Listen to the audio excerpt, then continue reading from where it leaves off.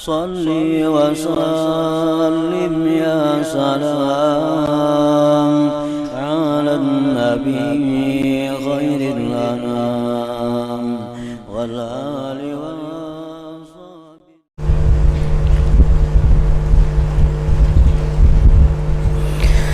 بسم الله الرحمن الرحيم. الحمد لله رب العالمين وبه نستعين على أمور الدنيا والدين والصلاة والسلام على سيدنا محمد سيد الأنبياء والمرسلين وعلى آله وصحبه أجمعين.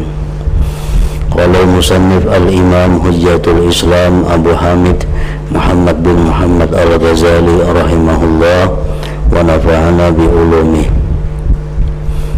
الطبقة الثانية من الخائفين أن يتمثل في أنفسهم ما هو المكروه، وذلك مثل سكرات الموت وشدته، أو سؤال منكر ونكير، أو عذاب القبر، أو هول المطلع، أو هيبة الموقف بين يدي الله تعالى، والحياء من كسب الستر، والسؤال عن النكير والكتمير، أو الخوف من الصراط وحدته وكيفية العبور عليه، أو الخوف من النار وأغلالها وأهوالها، أو الخوف من الحرمان عن الجنة دار النعيم والملك المقيم وعن نقصان الدرجات، أو الخوف من الحجاب عن الله تعالى. وكل هذه الأسباب مكروهة بنفسها، فهي لا محالة مخوفة، وتختلف أحوال الخائفين فيها، وأعلاها رتبة وخوف الاضطراب والحجاب عن الله تعالى، وهو خوف العارفين، وما قبل ذلك خوف العاملين والصالحين والزاهدين وكافة العالمين إلى آخره. Arti daripada perkataan Imam Al-Ghazali rahimahullah wa nafa'ana bi'ulumih. Tingkat yang kedua dari orang-orang yang takut adalah bahwa ia membuat perumpamaan di dalam dirinya apa yang tidak disenangi,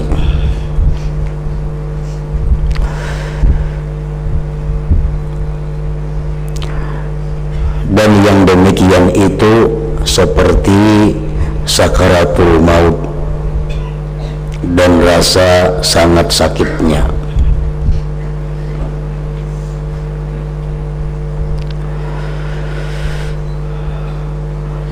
Jadi seseorang hendaknya mengumpamakan dan membayangkan bagaimana payahnya, susahnya menghadapi sakaratul maut dan rasa sangat sakitnya itu orang yang dalam keadaan sakaratul maut. Nah, orang-orang yang takut menghadapi dahsyatnya sakaratul maut dan rasa sangat sakitnya itu, maka dia akan berdoa, dia akan meminta kepada Allah Subhanahu wa ta'ala agar diringankan, dimudahkan dalam menghadapi kepayahan sakaratul maut itu, seperti yang diajarkan Rasulullah sallallahu alaihi wasallam dalam doa yang sering kali Nabi kita membaca doa itu, Allahumma a'inni 'alal maut wa hawwinhu 'alayya. Orang yang takut menghadapi sakaratul maut, orang yang takut menghadapi rasa sakitnya itu, maka dia pasti akan berusaha agar terhindar daripada kepayahan-kepayahan itu. Salah satu caranya adalah selalu berdoa kepada Allah dengan doa tadi, Allahumma a'inni 'alal maut wa hawwinhu 'alayya. Ya Allah, tolonglah aku menghadapi kematian dan mudahkan kematian itu atasku. Nabi sendiri pun membaca doa itu, karena dahsyatnya sakaratul maut, sakitnya mencabut nyawa itu kada bisa dibayangkan dengan apapun kesulitan, apapun kesakitan yang ada di dalam dunia ini. Bahkan Rasulullah Shallallahu Alaihi Wasallam pernah bersumpah, "Walladzi nafsi biyadihi, la mu'ayanatu malakil maut asyaddu min alfi darbatin bis-sayf." Ujar Nabi, "Demi diriku di tangan Tuhan, sungguh menghadapi malaikat maut itu, menghadapi sakaratul maut itu, menghadapi sakitnya itu lebih sangat daripada dipukul dengan 1000 kali pedang." Nah, kalau bisa kita membayangkan kayak apa sakaratul maut itu. Bila mana kita takut akan sakaratul maut, kita pasti akan bersedia, pasti akan berusaha agar diberi kemudahan. Salah satunya dengan doa tadi. Nah, jadi sebagian kita, sebagian manusia ada yang takutnya menghadapi sakaratul maut, atau pertanyaan malaikat munkar dan nakir. Takut menghadapi pertanyaan malaikat munkar dan nakir. Munkar dan nakir itu dua malaikat. Yang satu ngarannya munkar, yang satu ngarannya nakir. Artinya kurang lebih sama munkar dan nakir itu. Artinya apa? Artinya kada dikenal. Jadi munkar nakir ini macam apa bentuknya, macam apa putungannya, macam apa awaknya, wajahnya, itu belum pernah kita lihat sepanjang umur kita. Dan lain dari malaikat-malaikat yang lain. Makanya namanya munkar dan nakir. Siapapun yang bertemu munkar nakir pasti akan takut. Nah, jadi takut kepada pertanyaan malaikat munkar dan nakir. Takutnya apa? Takutnya kalau kada bisa menjawab. Maka setiap kali kita kada bisa menjawab, kita akan dipukul dengan pukulan yang keras.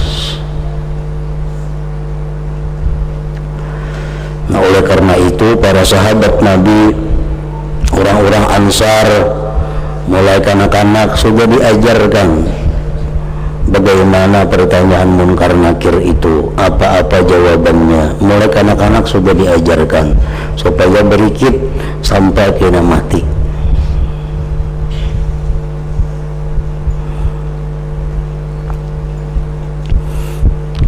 Marabbuka, kan pertanyaannya mendalam dunia kita inting aja menjawab itu. Tapi kalau di dalam kubur, yang mananya ini orangnya belum pernah kita lihat kayak apa bentuk putungannya, dan kita sudah berpindah dari alam mulki wa syahadah kepada alam lain, tentu berbeda dengan dalam dunia. Dalam dunia kita ditakuni nyaman aja menjawab marabbuka, Allahu Rabbi. Wa man nabiyyuka, siapa nabi engkau? Muhammadun nabiyyi. Wa ma imamuka, apa imam engkau? Al-Quran imami. Wa ma kiblatuka, apa kiblat engkau? Al-Ka'batu kiblati. Wa man ikhwanuka, siapa kawan-kawan engkau? Al-muslimun ikhwani. Wa man Ibrahim al-Khalil, siapa Ibrahim al-Khalil? Jawabannya adalah abi, abahku, artinya abah agamaku. Dan yang terakhir yang ditanyakan kepada kita, wa ma taqulu fi hadzal rajul alladzi bu'itsa fikum fil khalqi ajma'in. Nah, di dalam kubur kita akan ditampilkan seorang laki-laki. Ditampilkan laki-laki. Siapa ini orang? Ini malaikat munkar nakir. Nah, kalau kita dalam dunia mengamalkan sunnah Nabi. Dalam dunia kita banyak berselawat kepada Nabi, dengan mudah kita menjawab hadar rajul, ini laki-laki, Nabiyuna Muhammadun sallallahu alaihi wasallam adalah Nabi kita Muhammad sallallahu alaihi wasallam. Ini setiap mayat itu ditampilkan Nabi kita, ditakuni siapa ini. Nah, maka kita ada pernah bergamu, tidak pernah melihat. Tetapi kalau kita banyak mengikut sunnah beliau, banyak membaca salawat, kita akan dapat ilham dari Allah untuk menjawabnya, dapat petunjuk dari Allah. Nah, ini Nabi Muhammad sallallahu alaihi wasallam. Nah, takut kepada pertanyaan malaikat munkar nakir ini, kalau kada bisa menjawab.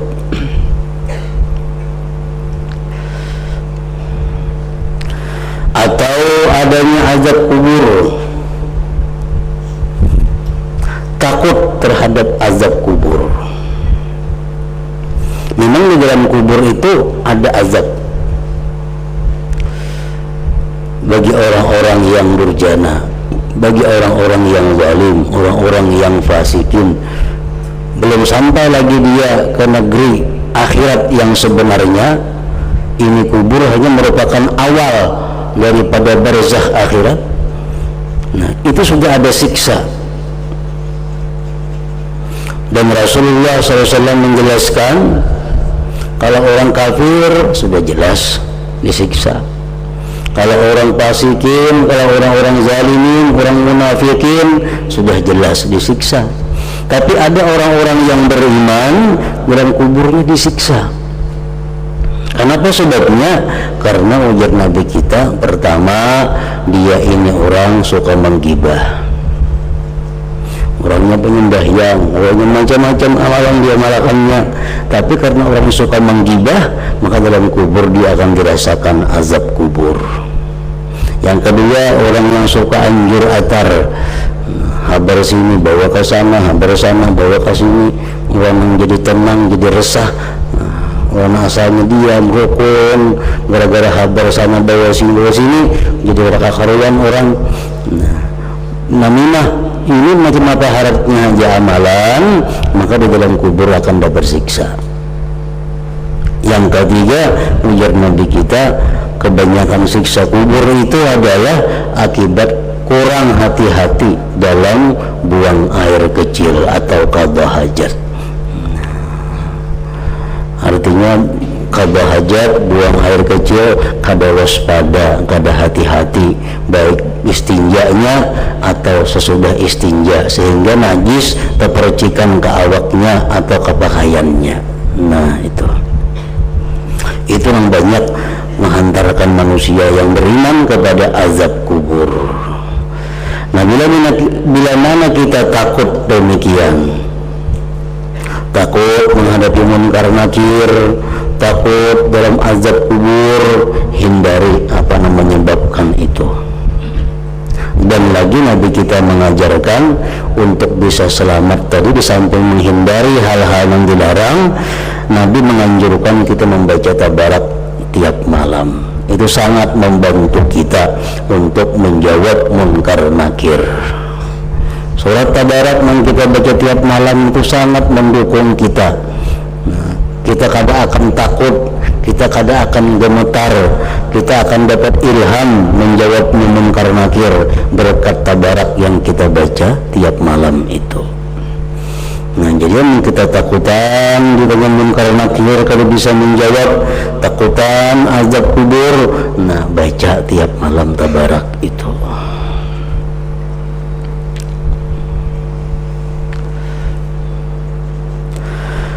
Atau adanya huru hara pada hari kebangkitan kubur. Ini sangat takut huru hara itu. Manusia sesudah ditiupkan sangkakala yang kedua oleh malaikat Israfil, manusia ini bangkit dari kubur, hidup.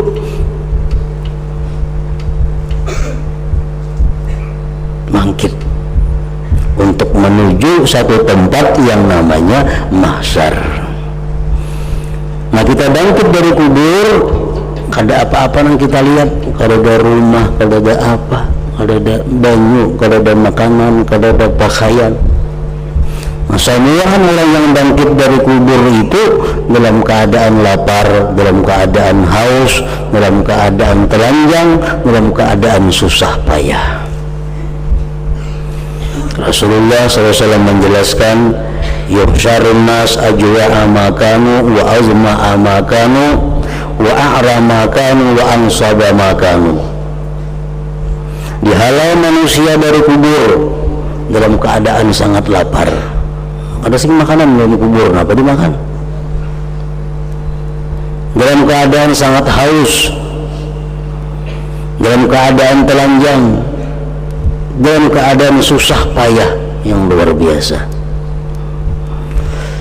Nah, jadi kita pasti takutan kalau kita beriman dengan Nabi. Nabi mengatakan demikian. Nah, selanjutnya beliau menjelaskan, faman at'ama lillah at'amah, wa man saqa lillah saqa, wa man kasa lillah kasa, wa man hamila lillah kafa, wa man nasara Allah arahahu bidzalikal yaum. Ujar Nabi kita, siapa-siapa yang dalam dunia suka memberi makan orang tapi lillah, karena Allah, nah maka di padang mahsyar mulai kubur itu dia akan dapat makanan dari Allah, artinya kada betah lapar. Wa man saqahum lillah, siapa-siapa yang memberi minum orang lain tetapi lillah, ada kaitnya, memberi makan itu karena Allah, kada karena yang lain-lainnya. Saqahumullah, saqahumullah, Allah akan saqahullah, Allah akan meminumi mereka. Wa man kasalillah, siapa memberi pakaian di dalam dunia, kasahullah, Allah beri pakaian di sana sehingga aurat kita tertutup. Wa man amila lillah, siapa yang beramal karena Allah, kafahu, Allah cukupkan.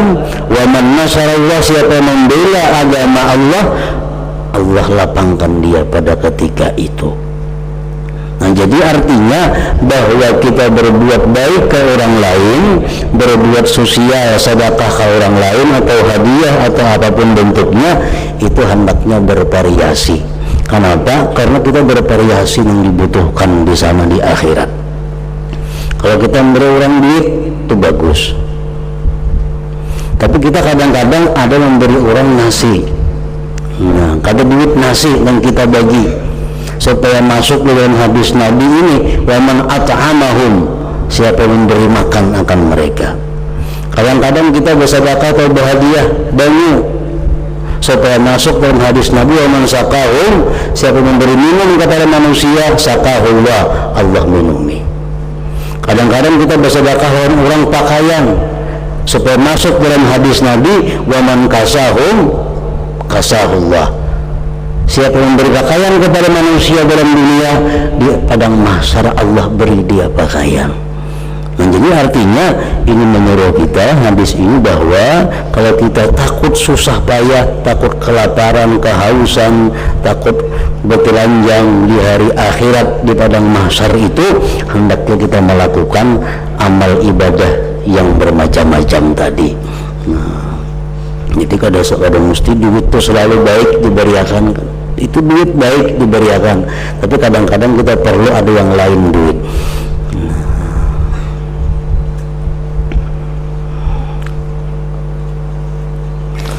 Nah, jadi orang-orang yang takut terhadap huru hara hari itu, ya amalannya tadi, beri makan orang, beri minum orang, beri pakaian kepada orang, membela agama Allah.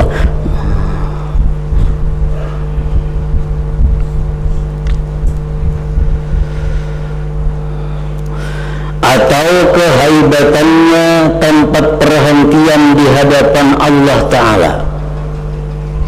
Ini takut bagaimana nantinya menghadapi Allah, dan malu dari terbukanya tutupan.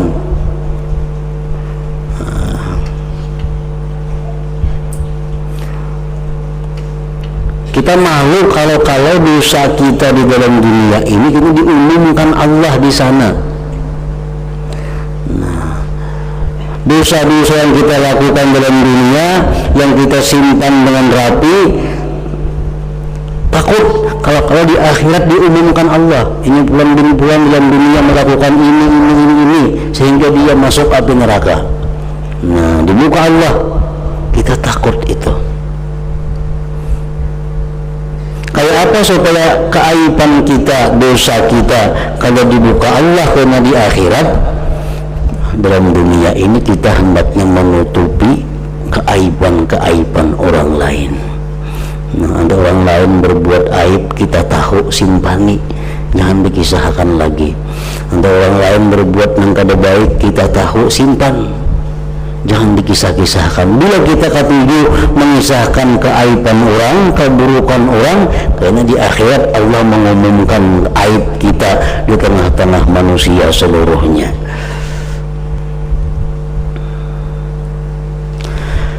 Dan pertanyaan dari hal yang sedikit dan halus, artinya dia takut menghadapi pertanyaan-pertanyaan Allah,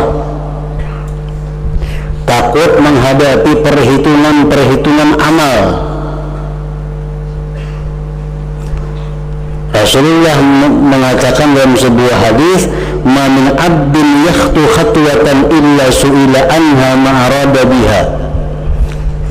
Ujar Nabi kita, tidak melangkah seorang hamba satu langkah dia pun, melainkan akan ditanya karena di akhirat, untuk apa engkau melangkah itu. Ini kalau orang-orang yang mengalami hisab di hari kiamat. Kan di hari kiamat ada yang kada dihisab, ada yang dihisab. Yang dihisab ini pun ada hisabnya berat, ada hisabnya intu, macam-macam tergantung manusianya. Nah, kalau orang-orang yang menjalani hisab yang teliti, hisab yang berat itu, langkahnya pun akan ditanyakan Allah. Kan satu hari, jam sekian, tanggal sekian, tahun sekian, ada jam ke hulu sana. Nah, apa orang tujuan ke sana? Nah, akan ditanya oleh Allah.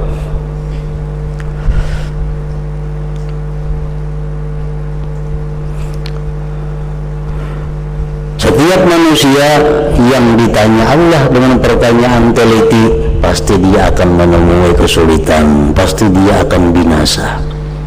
Man nukisa fil hisab udziba. Orang yang diteliti hisabnya, diteliti perhitungan amalnya, dia pasti akan celaka. Nah, oleh karena itu Rasulullah SAW memberikan arahan kepada kita supaya kita ini selamat daripada hisab itu. Nah, jangan dihisab, jangan dihitung. Kadang dihitung rugi kita, dihitung kalah. Dan Rasulullah tadi memberikan arahan kepada kita kayak apa kita supaya jangan dihisab. Nanti kita menjelaskan dalam beberapa hadis orang-orang yang sembahyang jaufal lail di tengah malam. Nah, ini orang-orang yang tahajud di tengah malam. Ini orang yang masuk surga bighairi hisab. Itu salah satunya. Orang menjadi amalan, jadi wirid. Bila tengah malam tahajud, tengah malam tahajud, tengah malam tahajud. Nah, ini orang inya matinya kada dihisab. Orangnya pang zalim, orangnya pang maling, orangnya perampok. Kayak apa? Ini kada kawasan bayang malam itu. Kada kawasan bayang malam. Ini sampai yang malam juga kada ikhlas umpatan orang aja. Jadi orang-orang yang bujuk-bujuk kawah sembahyang rutin tengah malam, ikhlas karena Allah sembahyangnya, ini sudah dijamin Nabi masuk surga tak ada pertanyaan-pertanyaan. Los langsung. Nah, jadi yang takutan dihisab tadi, yang takutan dihitung tadi, nah mudawamahkan artinya istiqamahkan sembahyang tengah malam. Kada banyak, kada 2 rakaat itu cukup. Sarakaat pun cukup. Menggurung sembahyang sarakaat witir cukup. Termasuk sudah kita orang yang sembahyang tengah malam.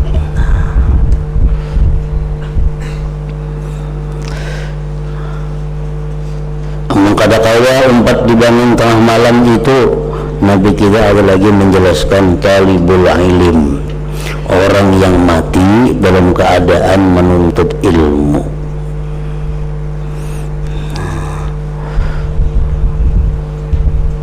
Orang yang mati dalam statusnya sebagai penuntut ilmu agama, tentunya menuntut ilmu agama, mati, nah ini orang dijamin juga kada dihitung-hitung oleh Allah, penuntut ilmu agama. Manusia macam-macam statusnya, ada nang pejabat pegawai negeri, ada nang pengusaha, ada nang pedagang, ada nang petani, ada nang penuntut ilmu. Nah, jadi pilih di mana situ? Di antara sekian banyak pekerjaan-pekerjaan yang ada ini, yang hanya seseorang itu dijamin Nabi masuk surga tanpa hisab, penuntut ilmu. Pegawai negeri kada ada jaminannya, kada dihisab. Pedagang kada ada jaminannya, kada dihisab. Petani, buruh, nelayan, semuaan itu dihisab kaina, kecuali penuntut ilmu.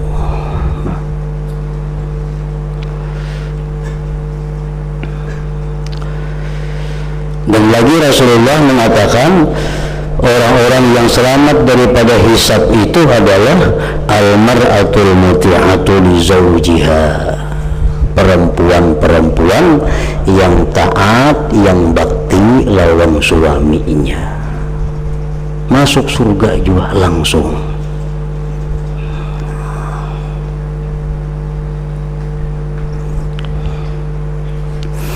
Al-mar'atul muti'atu li zawjiha, perempuan yang taat, yang bakti lawan lakinya.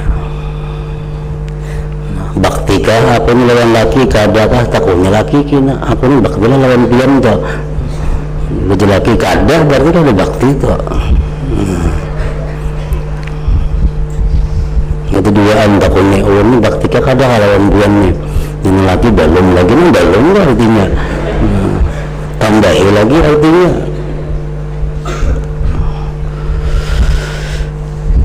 Nah, bakti kepada suami, bakti kepada laki itu mudah, nyaman, kadang alih, asalkan si perempuan ini punya prinsip di dalam hatinya, lakiku ini jalanku ke surga. Nah, nyaman tuh bakti ke laki ini tuh, menganggap lakiku ini jalanku ke surga. Dia macam itu perempuan wanita-wanita kita ini berprinsip, lakiku ini jalan ke surga, nyaman bakti lawan laki. Nah,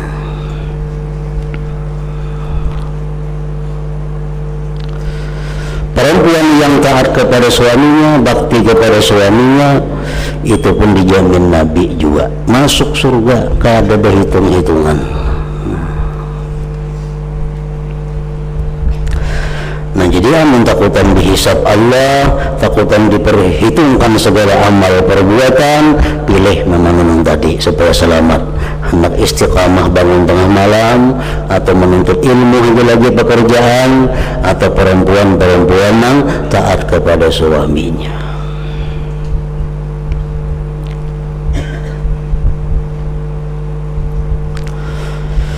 Atau takut dari as-sirat, titian, ketajaman sirat itu dan bagaimana cara melaluinya. Semua kan orang takutan lewat di sirat al-mustaqim itu.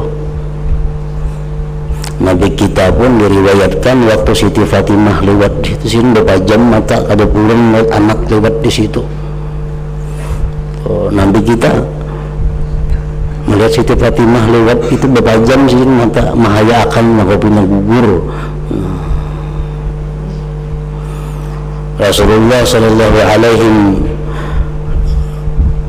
bersabda, aksaru az-zalim anis sirat kathir. Ujar Nabi, orang yang gugur di siratal mustaqim itu banyak.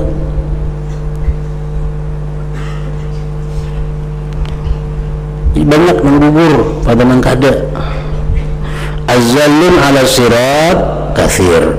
Orang yang tergelincir, yang gugur di sirat itu banyak.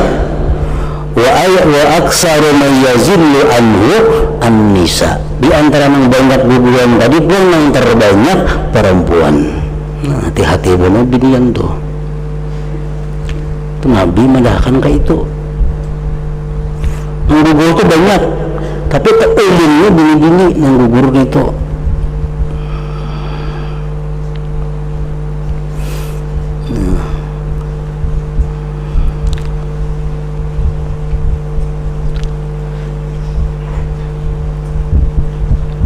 Jadi takut terhadap siratal mustaqim itu.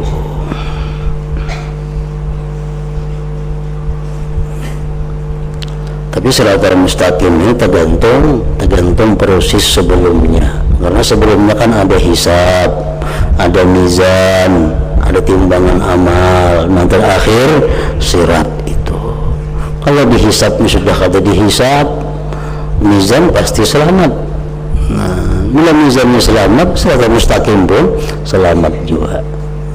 Kalau orang dihisab sudah menemui masalah, ditimbang banyak timbangan kejahatannya, nah siratal mustaqim pasti gugur, pasti tergelincir.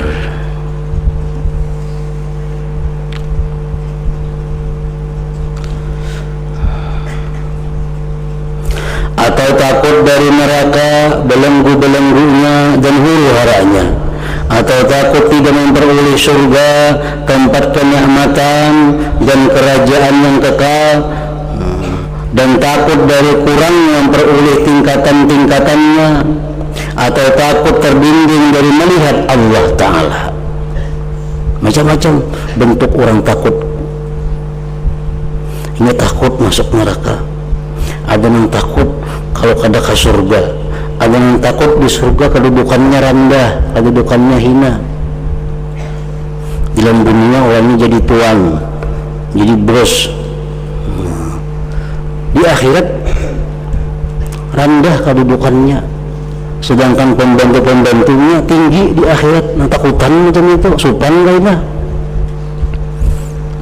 3-4 pembantu di rumah, ini suruhi ini, suruhi itu, suruhi ini, disariki itu, sariki ini pembantu nih. Di akhirat kayaknya seorang di lantai paling bawah, pembantu di lantai nomor 4, nah sopan. Nah takut macam itu. Dunia berapa tahun ada hidup seorang jadi tuan, tapi di surga sepanjang masa pembantu yang kita suruh di dalam dunia itu sekalinya hal pada kita. Ada juga yang takutannya macam itu, atau takut dari terbimbing dari melihat Allah Ta'ala. Maka semua sebab-sebab ini adalah sesuatu yang tidak disukai pada sebab-sebab itu sendiri, dan ia itu dengan pasti kata disukai, dan ia itu dengan pasti adalah menakutkan. Dan berbedalah hal keadaan orang-orang yang takut kepadanya, dan tingkat yang tertinggi dari sebab-sebab takut itu adalah takut terpisah dan terbimbing dari Allah Ta'ala. Ini takut kalau hatinya ini kada suka lagi beribadah. Ini takut kalau kada dapat lagi bagaimana rasa manisnya ibadah. Dia takut kalau ibadah yang selama ini dijalankan terputus-putus kainanya. Nah, kalau takutnya macam itu, ini takutnya orang arifin, takutnya orang-orang hebat. Orang hebat itu, orang arifin itu kada takut neraka. Ini takut kalau terdinding daripada Allah. Ini biar masuk neraka asal bisa melihat Allah. Nah, ini kada akan ke surga kalau kada melihat Tuhan. Itu orang-orang arifin, takutnya terdinding daripada Allah, bukan takut kepada neraka dan yang lain-lain tadi. Dan tingkatan takut yang sebelum itu adalah takutnya orang-orang yang beramal amilin, orang-orang salih, orang-orang yang zuhud, dan orang-orang sealam semuanya. Takut terhadap neraka, takut terhadap siratal mustaqim, takut terhadap azab kubur, itu azab umumnya manusia.